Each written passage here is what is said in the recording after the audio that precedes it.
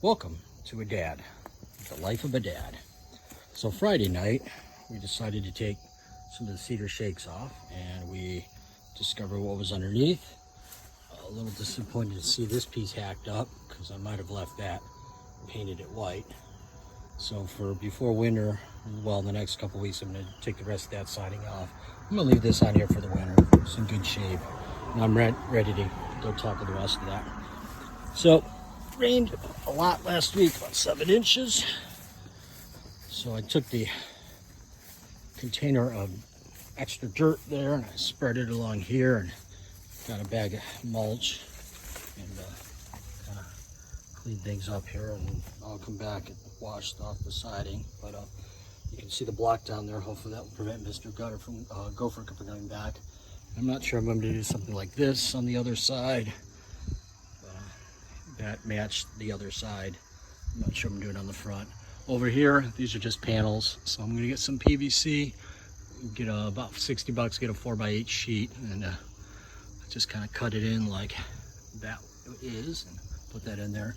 I'm just gonna put some PVC trim. Here I'm just gonna sand it off, probably just, I don't know, I was thinking about putting some coil stock and wrapping it around there. Nice if you had a sheet metal break. So since I bought 2 bags and I only needed 1, I went over here and kind of dumped some of the mulch and spread things out a little bit. It's not as bad, of course. There's 1.5 feet of distance between the ground and the siding. What else did we do? I cut the grass, of course.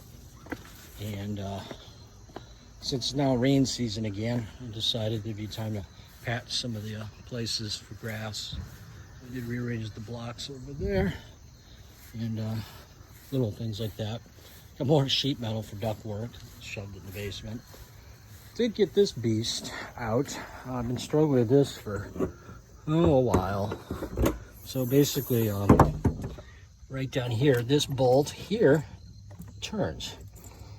And to get the brake master cylinder off, you have to unthread it. This one stayed like it should, and this one would turn. So I ended up just cutting the nut off, and of course in the process I ruined the stud. So now I got to unbolt this, which requires some gymnastics underneath the dash, but I got the bolts out and I just need to figure out how to get it out. But then we'll just go ahead and spend a couple $100 on the parts. Yay. Disconnect the battery. It's hard to charging it. But the big thing this weekend was welding these together. So early in the week, I welded the first one, I think it was on Monday. So basically you gotta weld caps on the bottom so that, and then I spent a lot of time cleaning up and filling the welds. Not a good welder, but whatever. Then I welded on those, and they're all marked because they have a slightly different dimension. So though the first outer ones are the same size, and then the middle one's a little bit different. Did order the epoxy. That was like almost $300. Yay. There's 2 types of epoxy. Deep epoxy, which is for things like this crack that goes all the way through, because that was a branch at one point, though it kind of merged together barely. So tomorrow I got to tape this up on the other side and then pour that and fill that.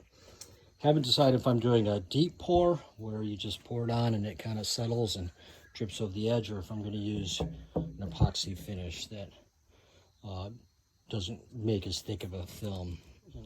But haven't quite figured out. Did notice they got a crack all the way through here, through the metal, which I'm gonna have to deal with. I think I'm gonna have to put a bow tie in here, maybe a bow tie in here to keep this from splitting. And I still need to clean up the edges a little bit and cut those edges, but she's getting there. I did free up some space and raise the lift, so I have some working area. When I do if we do a pour, this has to be in flat, and it's that part of the garage that's flat. This has a 5% level to drain out. Add some more shells, because everybody needs shells. I made these 50 shells over here to hold lubricants. And that's pretty much it. It's a short weekend. Normally I have a 3-day weekend. And that's it from my dad's life.